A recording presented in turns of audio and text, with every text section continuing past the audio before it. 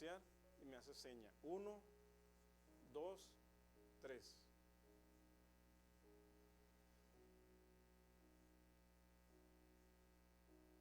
Buen día, amado pueblo del Señor.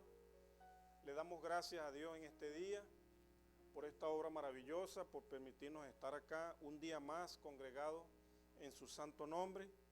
Sabemos que solo el Señor se place en que nosotros estemos congregados en su nombre, en que hagamos su santa voluntad, en que compartamos su palabra, en que aprendamos de ella, que la compartamos, y no solamente eso, sino que la pongamos por obra, que la atesoremos en la tabla de nuestro corazón y que hagamos del logo, que hagamos rema, que le demos vida a la palabra en nuestro corazón, que la pongamos en práctica.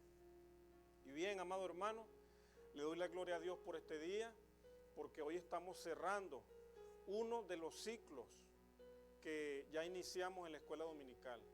Nosotros comenzamos hablando hace algunos meses atrás, aproximadamente en febrero, en el mes de febrero, comenzamos hablando lo que es la iglesia, cómo está compuesta la iglesia, los tipos de gobiernos de la iglesia. Luego comenzamos a hablar de lo que es la Biblia, cómo fue escrita la Biblia, quiénes los escribieron, en cuánto tiempo se escribió la Biblia. Cerramos ese ciclo y luego comenzamos este ciclo que hoy estamos cerrando. Hemos tardado aproximadamente 6-7 semanas hablando de cómo estudiar la Biblia. En este proceso hablamos lo que son las reglas de la hermenéutica, cómo interpretar la Biblia, y luego la sexta de las reglas que tocamos nos llevó a que debíamos escudriñar, profundizar en el lenguaje original en el que fue escrito la palabra y en nuestro lenguaje, que es el idioma castellano, lo que nosotros manejamos. Por eso hablamos varias semanas sobre varias reglas de nuestro idioma y posteriormente comenzamos a entrar en el tema más profundo, que repito es el que estamos cerrando hoy, que son nada más y nada menos que los géneros literarios. Les había estado diciendo que hay aproximadamente 217 géneros literarios en la Biblia. Los géneros literarios no es nada más y nada menos que las formas de hablar, formas de dicción, cómo se dijeron las cosas durante todo el tiempo que aproximadamente se escribió la Biblia, que sabemos que fueron aproximadamente entre 1300 y 1500 años. Durante todo ese tiempo hubo mucha cultura, las culturas cambiaron, hubo varios idiomas. Sabemos que la Biblia fue escrita originalmente en hebreo, en arameo y en griego, y cada una de estas culturas y de estos idiomas tuvo una forma de expresión. Eso fue lo que estuvimos estudiando. Obviamente no hablé de los 217 géneros literarios, sino que hablé aproximadamente de 9, 10, 11 géneros literarios. Y como bien lo sabemos, pues estuvimos hablando nada más y nada menos, lo voy a nombrar por encimita para que nosotros sepamos. Hablamos de las alegorías, hablamos de las parábolas, hablamos de las metáforas, hablamos de la fábula, hablamos de la hipérbole, hablamos del tipo, hablamos de la presopopeya, hablamos del eufemismo. Y hoy, hermano, vamos a cerrar nada más y nada menos con el género literario que nos habla directamente de Dios en su condición, como es Él. Y esta figura no es nada más y nada menos que el antropomorfismo o la antropopatía. ¿De dónde viene esta palabra? Gracias, amada hermana. ¿De dónde viene la palabra antropopatía? Antropos viene de el hombre y patía o patos viene de afecto o sentimiento. El antropomorfismo, antropo viene del hombre y morfismo viene de la forma humana, la forma del hombre. Entonces, ¿qué es este género literario? No es nada más y nada menos que el género que consiste en atribuirle a Dios acciones, pasiones o cualidades humanas. Eso es todo. Por eso en la Biblia vamos a encontrar que a Dios se le da forma de rostro, se le da forma de ojos, se le da forma de oídos, se le da forma de cabeza, se le da forma de alma, y no solamente de alma, sino del brazo, el dedo de Dios, hablamos de la nariz o las narices de Dios, hablamos de la boca, de los labios y de su lengua, hablamos de la voz de Dios. ¿Sí o no? Eso lo vemos nosotros a lo largo de toda la Biblia. Pero como bien sabemos, ¿quién es Dios o qué es Dios? Es una deidad, es espíritu. Por ende, si nosotros interpretamos literalmente que Dios tiene forma de hombre, estaríamos eliminando o estaríamos reduciendo la deidad de Dios. ¿Por qué? Porque Dios es Rúa, Dios es Espíritu, Espíritu Santo. Eso es Dios. Por ende, el Espíritu, nosotros somos otro tipo de espíritu. Nosotros somos neuma, somos aire. Nosotros estamos vivos por el aliento de vida que Él nos dio. Nosotros fuimos formados, pero Él existe desde la eternidad y continuará existiendo hasta la eternidad. Nosotros veremos una eternidad futura, pero la eternidad pasada nosotros no la vemos ni la conocemos. El único que la conoce es Dios. A Él nadie lo formó. Él existe en sí mismo. Él tiene su naturaleza que es propia, es intrínseca en Él, solo le pertenece a Él. Por eso el hombre, cuando viene al estudio de la palabra y quiere conocer a Dios a través de la ciencia del hombre, pues nos damos cuenta que desde que el hombre cayó en pecado, perdió la naturaleza con la que realmente Dios lo creó.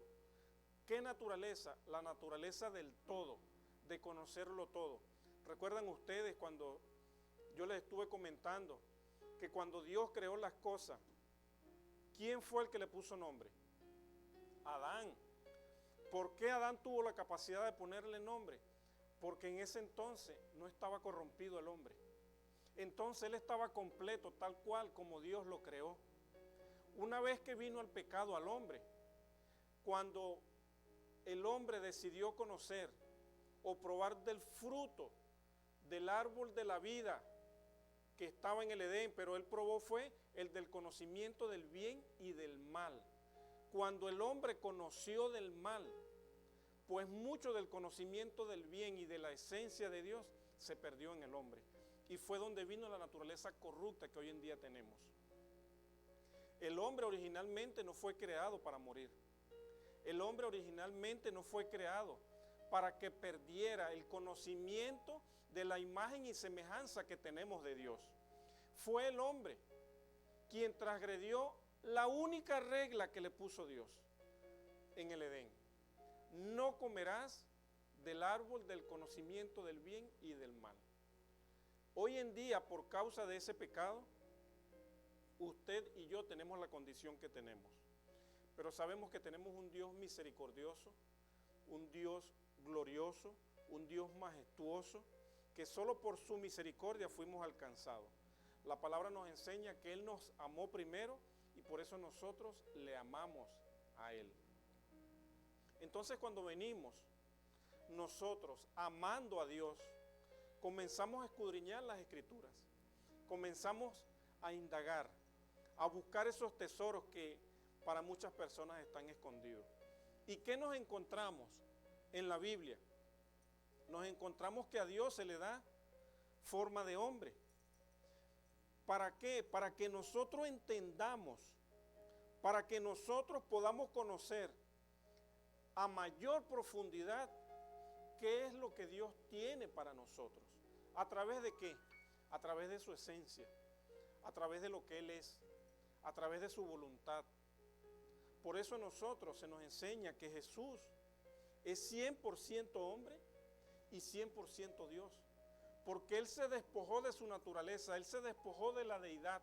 A Él no le importó nada ser como Dios para venir a la tierra a darnos el mejor ejemplo. Cómo vivir en la tierra. Porque Él sabía que una vez que el pecado ya entró a nosotros, por nuestros propios medios, no hay manera de llegar a Dios. No hay forma. No hay manera de que ese pecado sea quitado de nosotros. Y de allí es donde viene la doctrina del sacrificio, la doctrina del pecado, la doctrina del perdón, la doctrina de la salvación, la deidad de Dios. De allí vienen esas doctrinas, que una vez terminemos este ciclo, les adelanto que vamos a comenzar ya la semana que viene a estudiar lo que es el Espíritu Santo, la naturaleza del Espíritu Santo, los dones del Espíritu Santo, el fruto del Espíritu Santo, y para que sepamos que la misma Biblia nos enseña que Él es el mejor maestro. Por eso nosotros cada vez que iniciamos un servicio o comenzamos la escuela dominical, nos ponemos en las manos de Dios a través del Espíritu Santo, porque Él es el maestro. Amén. Entonces, ¿qué sucede, hermano? Cuando el hombre, en su sabiduría humana, comienza a analizar las Sagradas Escrituras, el hombre se quiere hacer semejante a Dios. Y muchos de los hombres, en la interpretación privada de la Biblia, se hace a sí mismo como Dios. Y no se da cuenta que todo lo que nosotros somos es porque Dios lo permite. Todo lo que nosotros aprendemos es porque Dios permite que nosotros lleguemos a ese conocimiento.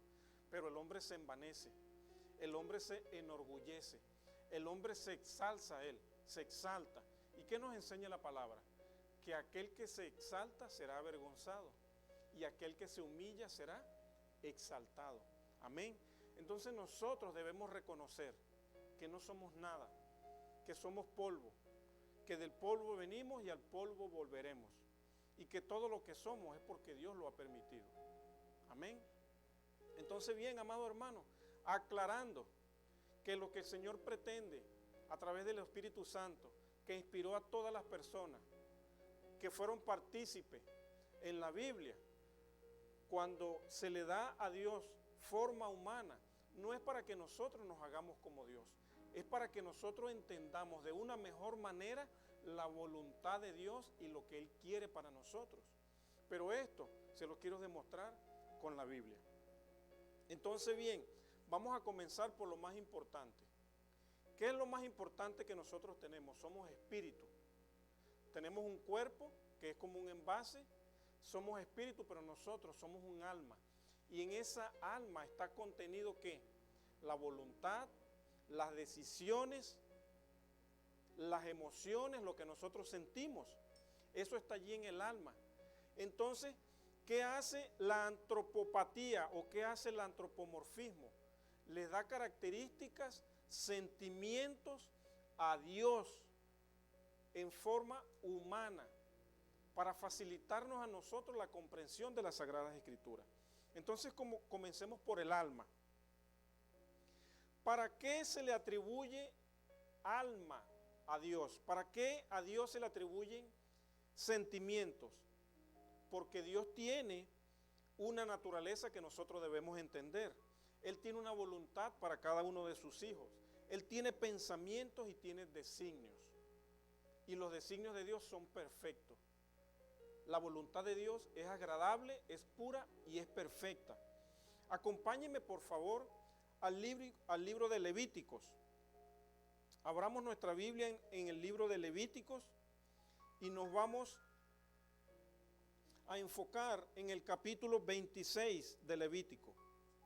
Y veamos qué nos enseña las Escrituras. Levítico 26, versículo 11. ¿Qué nos dice la palabra de Dios? Dice, y pondré mi morada en medio de vosotros, y mi alma no os abominará. Y mi alma, dice la palabra, ¿el alma de quién? De Dios. ¿Qué nos quiere decir esto? Que Dios tiene sentimientos, que Dios tiene una voluntad, que Él tiene un deseo. Y ese deseo, Él desea manifestárnoslo.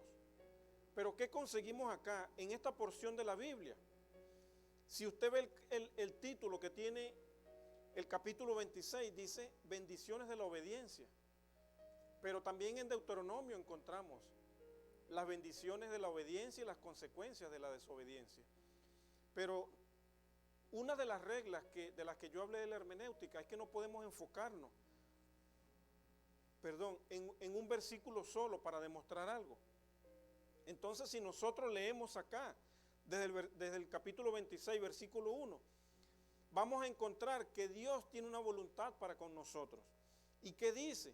Dice, no haréis para vosotros ídolos, ni esculturas, ni os levantaréis estatuas, ni pondréis en vuestra tierra piedra pintada para inclinaros a ella, porque yo soy Jehová vuestro Dios. Dice, guardad mis días de reposo y tened en reverencia mi santuario. Yo, Jehová, dice, ¿quién es el santuario?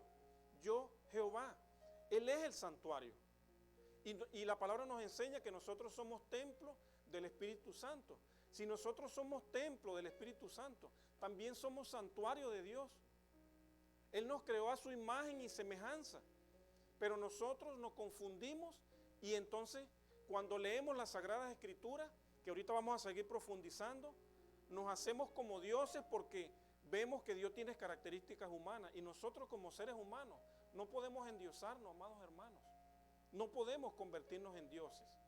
Y lamentablemente vemos que hay sectas que por una mala interpretación entienden que el hombre, por la imagen y semejanza de Dios, se puede hacer como Dios. Entonces nos creemos capaces de todo, nos creemos dioses y podemos ver que no es así. Si vemos ahora el Salmo 11, Salmo 11, ¿qué vamos a encontrar acá en el Salmo 11? Salmo 11:5, veamos lo que dice. Pero Jehová prueba al justo, pero al malo y al que ama la violencia, su alma lo aborrece. ¿El alma de quién? El alma de Jehová. Los sentimientos de él sobre el malo, ¿qué es? ¿Qué dice? ¿Qué nos enseña? Dice que Jehová prueba al justo. Por eso cuando nosotros venimos a los pies de Cristo, no somos justos por nuestra cuenta, sino que fuimos justificados por la sangre de Jesús. Jesús, a través del sacrificio perfecto, nos justificó ante el Padre. Una vez que el Padre nos ve a nosotros como justos por causa de su Hijo Jesús, ¿qué hace Él? Él prueba al justo. Por eso vienen las pruebas sobre nosotros. Él necesita probar nuestra fidelidad. Cuando usted y yo decimos, yo creo en Jesucristo, que es el Hijo de Dios y que murió en la cruz por mis pecados, esa confesión de fe va a ser probada por el Padre. ¿Y qué sucede? ¿Qué nos dice aquí? Dice, pero al malo, al que ama la violencia, su alma los aborrece. ¿Qué nos enseña esto? Que muchos de nosotros, hermanos, podemos venir a los pies de Cristo, podemos andar bien vestidos, podemos tener la mejor Biblia, podemos aprendernos la Biblia, pero si nosotros hacemos lo malo, ¿qué sucede? Yo estoy engañando al hombre, yo me estoy haciendo pasar como un hombre de Dios, pero el alma de Dios me aborrece. Entonces nosotros, por eso es que a veces no entendemos cuando la palabra dice, no todo el que me dice Señor, Señor entrará al reino de los cielos. La palabra nos enseña que nosotros en su nombre echaremos fuera demonios y daremos muchas señales, grandes prodigios, pero el Señor, el que conoce nuestro corazón, el que escudriña, el que pesa los corazones, Él es el único que no puede ser engañado. Entonces al final nos enseña la palabra que aunque al hombre hay caminos que le parecen de bien, son caminos de muerte. ¿Qué le parece bien al hombre? Engañar al hombre, engañar al pastor, engañar a los hermanos en la iglesia, hacerse pasar por cristiano cuando realmente le están haciendo daño al hombre. ¿Y quién conoce esa maldad? ¿Quién escudriña los corazones? ¿Quién lo ve todo? Nuestro Padre que está en los cielos. Entonces cuando nosotros vemos la muerte primera, cuando vamos ante el trono de Dios, ¿qué esperamos nosotros que nos diga el Señor? Siervo fiel, entra en el gozo, entra en el reposo.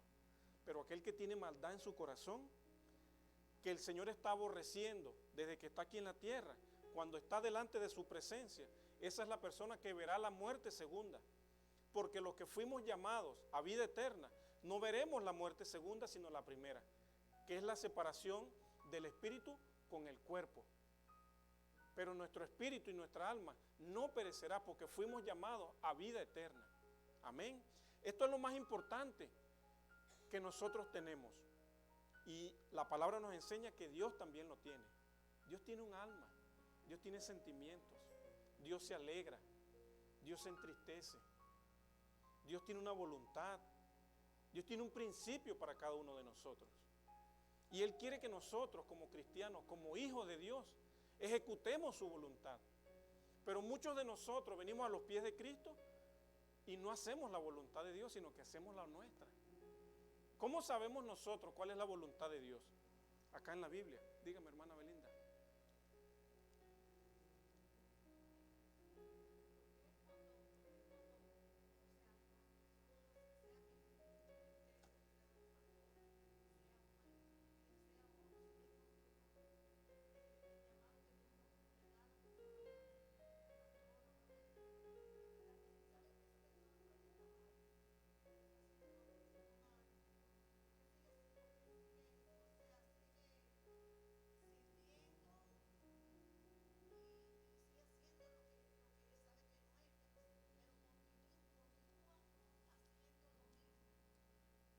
Hermana, para que los hermanos que no la escuchan porque no tienen micrófono sepan, la pregunta de mi hermana Belinda es: ¿por qué si hay hombres de Dios que saben que tienen un llamado, saben que están haciendo lo errado, por qué continúan haciéndolo? Esa es la pregunta.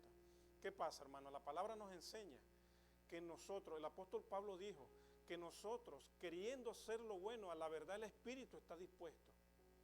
Pero cuando hacemos lo que no queremos, es cuando nos damos cuenta que somos esclavos del pecado.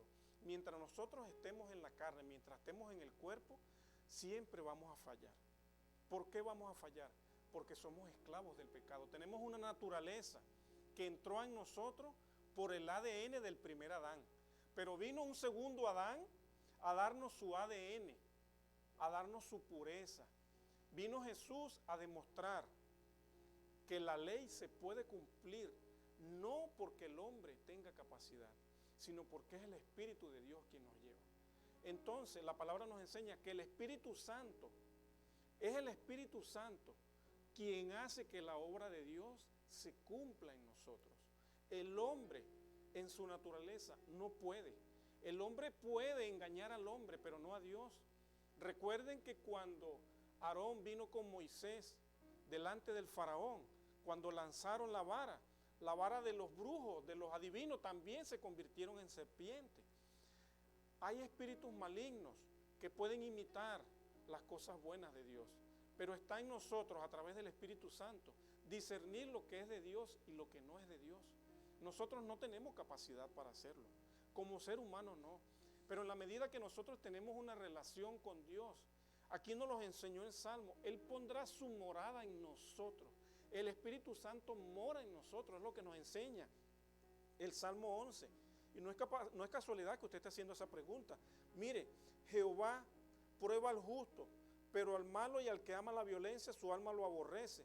Dice aquí, Jehová está en su santo templo, Jehová tiene en el cielo su trono, sus ojos ven, sus párpados examinan a los hijos de los hombres.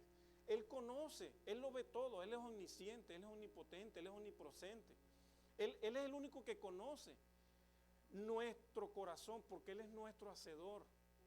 Cuando usted compra una bicicleta y la va a armar, usted va al manual del que hizo un carro, no, del que hizo la bicicleta. El hacedor de la bicicleta le enseña a usted cómo ensamblarla, porque Él la hizo.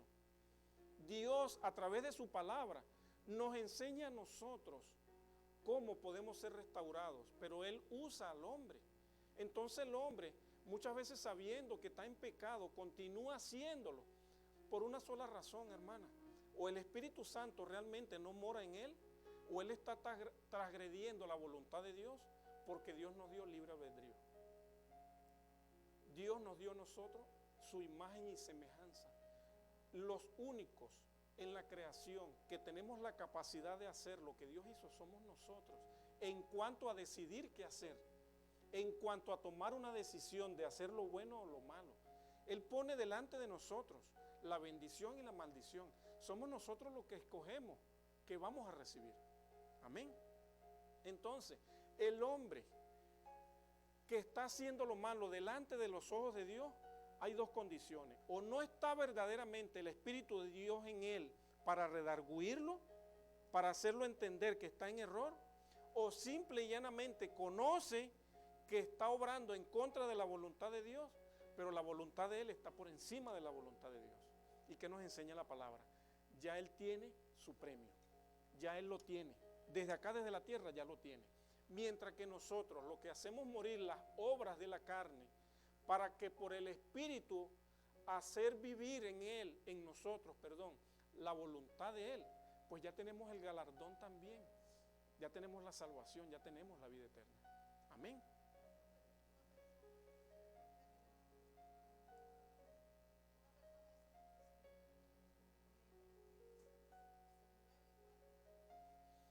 Hermana, muchas veces el Espíritu Santo, mire, los dones y el llamado son irrevocables. El Espíritu Santo se va a imagínese que yo estoy aquí en pecado y yo estoy ministrando sanidad. ¿Puede el Espíritu Santo obrar? Sí. ¿Por qué? Por la fe que usted tiene. Y porque usted, como hija de Dios, está buscando de Dios, necesita algo de Dios y Dios sabe que usted lo necesita. Y aunque yo esté en pecado, Dios va a obrar a través de su fe. Y Dios necesita instrumentos en la tierra. Por eso la palabra nos enseña que hay vasijas de honra y hay vasijas de deshonra, hay vasijas de barro. En la viña del Señor hay de todo. Hay hombres que lo pueden estar engañando a usted y a mí, pero a Dios no. Por eso Dios de lo vil y menospreciado toma para avergonzar a los sabios. Porque hay personas que se creen sabias en su propia opinión. Pero la palabra nos enseña que la sabiduría del hombre es terrenal y diabólica, mientras que la sabiduría que proviene de Dios es la eterna, es la que no perece, es la sabiduría que es para vida eterna. La palabra dice que debemos escudriñar las Escrituras, porque en ellas hay palabras que nos pueden hacer salvos. Es la palabra de Dios la que nos salva. Es la obra de Jesucristo en la cruz la que nos salva. No son mis obras. El hecho de que yo estando en pecado ministre sanidad y haya sanidad, eso no garantiza que yo esté salvo. ¿Por qué? Porque mientras yo continúe obrando en mi naturaleza pecaminosa, quiere decir que la naturaleza de Dios no está en mí, porque mi naturaleza no ha sido cambiada. Por eso el hombre de Dios puede pecar, pero no practica el pecado. Yo puedo pecar porque soy esclavo de la carne, pero yo no puedo vivir practicando el pecado, porque cuando yo practico el pecado, es simple y llanamente porque la naturaleza de Dios no está en mí. Por eso la palabra nos enseña que el puerco vuelve al barro, como el perro vuelve a su vómito. ¿Por qué? Usted no va a ver otro animal que no sea el perro volviendo a su vómito. Los perros, cuando se quieren purgar, ellos comen hierbas, comen monte. Y ellos se purgan y ellos, suena feo y me disculpan la palabra, pero ellos vomitan. Ellos se limpian. ¿Y qué hace el perro? Por la naturaleza que tiene de perro, se lo come de nuevo. Nosotros como pecadores, cuando venimos a Cristo y el Espíritu Santo entra en nosotros, nueva criatura somos. Si yo soy una nueva criatura, si Dios cambió mi naturaleza pecaminosa, cuando yo llegue a pecar va a ser porque soy esclavo del cuerpo, mas no porque persiste en mí la naturaleza pecaminosa. Entonces yo no puedo pecar porque me agrada el pecado. Por eso usted ve cuando un hombre de Dios está en pecado y vive pecando, pues simple y llanamente su naturaleza no ha sido cambiada. Entonces el Espíritu de Dios no está en él, porque donde está el Espíritu de Dios hay luz, no puede haber tinieblas. El hecho de que usted se equivoque y usted peque, eso no quiere decir que usted viva practicando el pecado. Ahora, si usted vive practicando el pecado, ya usted sabe que la naturaleza de Dios no está en usted, porque donde hay luz no puede haber tinieblas. ¿Y qué son las tinieblas? Las tinieblas es ausencia de luz. Por eso nosotros vivimos en pecado, porque la luz de Cristo no ha venido a nuestras vidas. Ahora, cuando la luz de Cristo viene a mi vida, el que miente, no miente más. El que fornica, no fornica más. El que se prostituye, no se prostituye más. Eso no quiere decir que usted no vaya a cometer un error. Cuando usted comete un error, usted sabe que usted está mal delante de Dios. El Espíritu Santo lo contrista, el Espíritu Santo lo redarguye y usted va, usted pide perdón por ese pecado. Y allí, ¿por qué se dice que David tenía un corazón conforme al corazón de Dios? Nosotros vemos que David asesinó, David mintió, David fornicó, pero ¿qué cualidad hizo a David tener el corazón como el de Dios? Reconocer el error y pedir perdón y no volver a cometerlo. El hecho de que usted se equivoque y no pida perdón, pues usted se está rebelando contra la voluntad de Dios. El hecho de que usted venga a los pies de Cristo y si usted fumaba y sigue fumando, pues usted está en contra de la voluntad de Dios. Si usted bebía y sigue bebiendo, usted está haciendo lo malo delante de los ojos de Jehová. Léase el libro de Jueces y va a ver cómo un rey hacía lo bueno ante Jehová. Había bendición. Cuando venía un rey y hacía lo malo, Dios ponía en otro reino, en otro rey de otra ciudad que lo invadieran. Y sometía a su pueblo a esclavitud, 15, 20, 18 años, 40 años en esclavitud. Y cuando el pueblo de Dios clamaba, Dios oía su voz, levantaba un libertador. Y entonces cuando venía otro rey y hacía lo bueno que había, bendición. Hermanos, nosotros somos el pueblo de Dios. Cuando nosotros hacemos lo bueno ante los ojos de Jehová, ¿qué viene sobre nuestras vidas? Bendición hasta que sobreabunde. Pero cuando hacemos lo malo, ¿qué viene? Podemos aparentar, estamos prosperados, bendecidos y en victoria. Mentira. Estamos aparentando, pero cuando sabemos que estamos mal delante de Dios, pues ya el hombre sabe que vive en condenación. Por eso muchas personas dicen, ay, perdió la salvación. No es que la perdió, nunca fue convertido. Porque la palabra dice, convertidos y arrepentidos. Metanoia, cambiar la manera de pensar, cambiar la manera de caminar. Yo no puedo cambiar mi manera de ser si no cambio mi manera de pensar. Entonces cuando yo camino hacia el pecado y vengo ante Dios y me arrepiento y me convierto, mucha gente comete el error que dice, mi vida cambió 360 grados.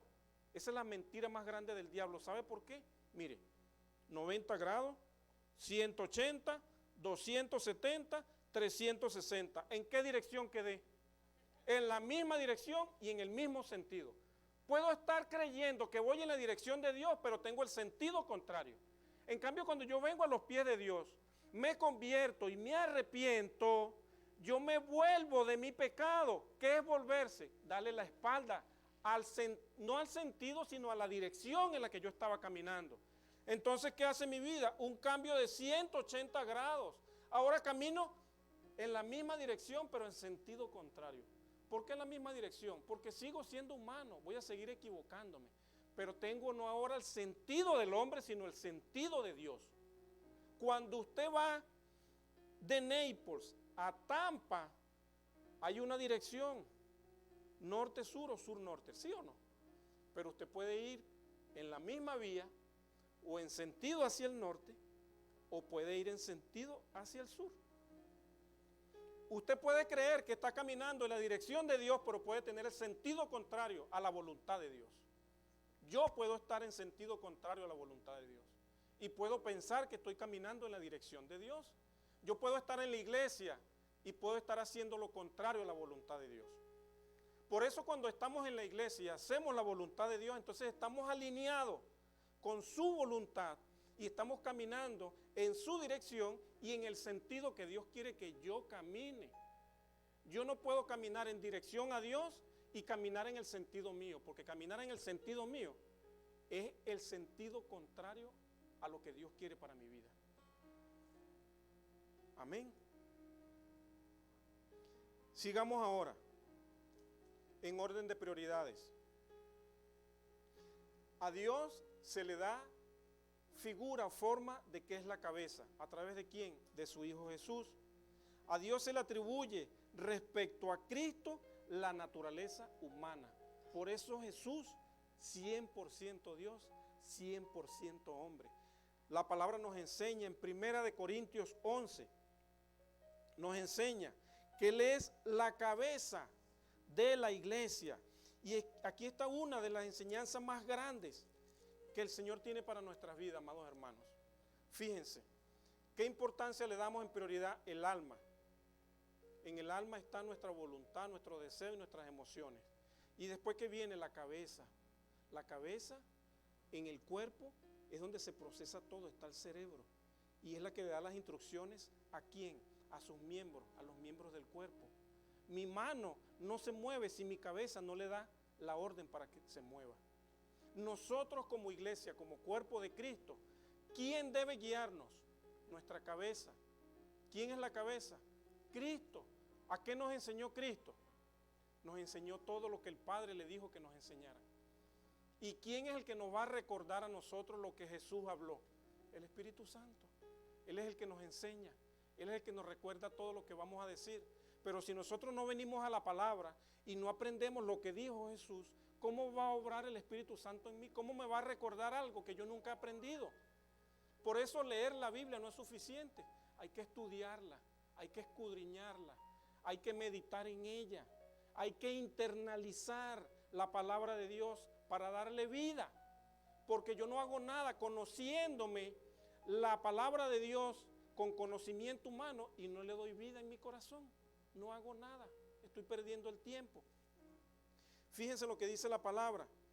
Dice, 1 Corintios 11:3, dice: pero quiero que sepáis que Cristo es la cabeza de todo varón, y el varón es la cabeza de la mujer, y Dios la cabeza ¿de quién? De Cristo. Y Cristo es la cabeza de la iglesia. Usted y yo somos la iglesia. Y si no es Cristo la cabeza, la que te dirige a ti y a mí como miembro del cuerpo de Cristo, pues es como que tú tengas una mano y tu mano haga un movimiento loco que tú no quieras hacer. No estás obedeciendo a la cabeza. Por eso la Biblia nos enseña que Cristo es la cabeza de la iglesia. No para que el hombre se crea por esta enseñanza que Él es la cabeza de todo. Y tampoco para que la mujer piense que ella es el cuello y el cuello es la que mueve la cabeza. No, ese no es el orden de Dios.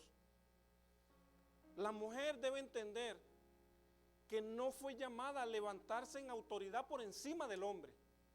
Que hay hombres que no asumimos la responsabilidad que Dios nos dio en el hogar. Eso es otra cosa. Ahí Dios delega la responsabilidad en la mujer. Pero cuando la mujer vive en perfecta armonía con su esposo, y su esposo es creyente, y su esposo le sirve a Dios, la mujer tiene una obligación. Tiene que someterse al hombre como yo como hombre tengo que someterme a mi cabeza. ¿Quién es mi cabeza? Cristo. Entonces, si yo no me sujeto y si no me someto a Cristo, ¿por qué yo le voy a exigir a mi esposa que se sujete y se someta a mí? La palabra nos enseña que Él dio su vida por la iglesia. Y la palabra me enseña que yo debo dar mi vida por mi esposa. Yo debo entregarme a ella como Cristo se entregó a su iglesia. ¿Y qué pasa cuando la mujer tiene un hombre que da todo por ella? Pues la mujer es fiel. La mujer respeta al hombre. Se somete a la autoridad. Pero tenemos que entender que no hay un espíritu jezabélico, sino hay un Acaz que le entrega la autoridad a Jezabel. No se levanta un matriarcado en una iglesia si el hombre no asume su autoridad. No se levanta un espíritu jezabélico en mi hogar si yo como hombre no le entrego mi autoridad a ella. Entonces nosotros como hombres debemos asumir lo que Dios nos dio como autoridad, pero también debemos estar sujetos a la autoridad. ¿Y quién es nuestra autoridad? Cristo. ¿Y qué dice la palabra? Dios, la cabeza de Cristo. Cristo es Dios y Dios es la cabeza. Jesús es la cabeza de la iglesia. Él debe dirigirme a mí como miembro de la iglesia. Yo debo saber cuál es mi función en este cuerpo. En este cuerpo donde yo estoy, yo tengo que saber cuál es mi función. Y yo tengo que someterme a la voluntad de Dios, no a la mía. Si yo estuviese haciendo mi voluntad, pues déjeme decirle que no estuviese aquí en la iglesia, amado hermano. Estuviese en la playa, estuviese de camping, estuviese de pesca, de cacería, Cuando yo estaba en el mundo, yo me dedicaba a la aviación, ustedes lo saben. Pero Dios quitó de mi mano los manuales de los aviones y puso para que arreglara primero mi vida. Y luego Dios me estableció en esta iglesia y me ha dado un don. Y yo en obediencia lo estoy ejerciendo. Para que así como en un tiempo arreglaba aviones y salían a volar, no yo, el Espíritu de Dios arregle la vida de los hermanos que oyen la palabra. Y que así como los aviones tomaban vuelo, que así nosotros tomemos vuelo hacia la patria celestial, amado hermano. El Señor nos llamó a la vida eterna. El Señor no nos llamó a contienda. El Señor no me llamó a la iglesia a ocupar una posición. El Señor no me llamó a la iglesia a que yo me crea más que los demás. Porque si de algo estoy seguro, es que lo que yo hoy en día tengo en mi corazón de Dios es por su gracia y por su misericordia. Yo no estudié, yo no me preparé para esto. El Señor lo puso en mi vida. El pastor lo notó, el Señor puso gracia en mí. El Señor me dio este don que yo ejercía antes de ser cristiano. Antes de ser cristiano yo ejercía este don de enseñar lo que yo me preparé. Hoy en día le doy la gloria a Dios porque Él me permite en su gracia y misericordia que enseñe lo que Él pone en mi corazón, no lo que yo quiero. Por eso desde que se inició la escuela dominical ha habido un orden. Primero hemos conocido qué es la iglesia, cómo se formó, cuál es la autoridad, cómo se gobierna. Después conocimos la Biblia, cómo se formó la Biblia, las diferentes traducciones. Luego comenzamos con la regla de la interpretación de la Biblia. Y le doy gloria a Dios que hoy estamos terminando. Ya a partir de la semana que viene comenzamos a hablar de lo más importante. Es el Espíritu Santo. Pero usted tiene que saber que Dios no hace nada en la tierra si no utiliza a alguien, a un hombre. Ya Dios lo que tenía que crear ya lo creó. Dios tiene el poder, la autoridad, el gobierno, la capacidad para sanarnos a nosotros. Pero si Él no despierta en mi hermano Eri el don de sanidad, y si mi hermano no lo asume y él no crece, él nunca va a ministrar sanidad. Dios lo necesita a él como instrumento, así como me necesita a mí, así como lo necesita a ustedes en su cuerpo. Nosotros en el cuerpo de Cristo no podemos ser como los parásitos que se comen al cuerpo. Nosotros debemos ser en el cuerpo de Cristo, parte del cuerpo de Cristo, asumir mi función, desarrollarla. La palabra dice que Él puso apóstoles, maestros, profetas, para edificar el cuerpo de Cristo. Nosotros debemos edificarnos los unos a los otros. Gloria a Dios porque yo puedo aprender de los errores que cada uno de mis hermanos exponen aquí sin pena y sin vergüenza. Gloria a Dios por aquellas personas que son capaces de dar testimonio de lo que ha hecho Dios en sus vidas, que a uno lo ha sacado de la droga, a otro lo ha sacado de las cárceles, a otro lo ha sacado del alcoholismo, a otro lo ha sacado de la pornografía, del homosexualismo. Entonces cuando el hombre de Dios da testimonio, ese es el poder que Dios pone en nosotros, poder para testificar, no es poder para gobernar a otro, no es poder para someter a otro, no es poder para manipular a otro, no, la obra es de Dios, la obra es del Espíritu Santo, pero Dios me usa a mí como instrumento. Dios hace que yo hable y testifique de lo que Él ha hecho en mí, para que los hermanos creyentes y los que no son creyentes conozcan el poder de Dios. Y una vez que usted conoce el poder de Dios, no solo por lo que yo digo, sino por cómo yo me comporto, por mi testimonio, entonces de lo que usted ve en la otra persona, usted va a querer también. Entonces usted entrega su corazón. Y los que no son creyentes, ¿por qué vienen a los pies de Cristo? ¿Y por qué muchos que vienen a los pies de Cristo se van? Muchas veces por el antitestimonio que nosotros damos, por lo que hacemos, porque muchas veces decimos una cosa pero hacemos otra. Entonces estamos en la dirección de Dios pero estamos en el sentido contrario. ¿Me explico lo que le estaba diciendo ahora? Entonces, cuando yo digo una cosa y hago otro, ¿qué estoy haciendo yo? Estoy siendo de piedra de tropiezo para un hermano, para un recién convertido. Pero cuando está alineado lo que yo digo con lo que yo hago, es el Espíritu de Dios que habita y mora en nosotros, amado hermano. Es el Espíritu de Dios. A Dios también se le da forma de rostro. La palabra dice, y lo veremos cara a cara, dice el apóstol Pablo. El rostro de Dios atribuye a Dios una presencia de Dios favorable a nosotros. Pero muchas veces esa presencia de Dios puede que no sea favorable. Cuando hablamos de los ojos de Dios, cuando hablamos de cómo Dios nos ve, que Él escudriña todo, cuando hablamos del brazo de Dios, el poder, la potestad de Dios, cuando Dios habla con voz de mando, hasta la tierra tiembla. El poder de Dios con su voz, el aliento de Dios, el furor de Dios. Mucha gente dice, Dios es amor. Sí, Dios es amor, pero así como es amor también es juicio. También es juicio. Entonces cuando yo estoy en la dirección de Dios, porque estoy en la iglesia, pero estoy caminando en sentido contrario, viene el juicio de Dios sobre mi vida. Y muchas veces nos preguntamos, Dios mío, ¿por qué me pasa esto? Nosotros debemos estar en capacidad de discernir si es porque estamos obrando lo malo ante los ojos de Dios o es por una prueba de Dios. ¿Sabe qué, amado hermano? La prueba de Dios nos acerca a Dios, mientras que lo que no viene de Dios nos aleja de Dios. Amado hermano, en esta vida como cristiano, esto no es una moda, esta es una manera de vivir, como Dios quiso de un principio que nosotros viviéramos, en armonía, en coinonía, ayudándonos los unos a los otros. Yo le doy la gloria a Dios por la vida de mi hermano Eric, porque él me ha contado su testimonio, y lo que yo hoy en día veo me hace entender, conocer que el cambio de su vida ha sido radical, así como ha sido el mío, amado hermano. Yo antes vivía sumergido en la mentira, yo era un engañador. Yo donde veía una mujer, ahí quería estar yo, engañaba a mi esposa y mi trabajo me lo permitía.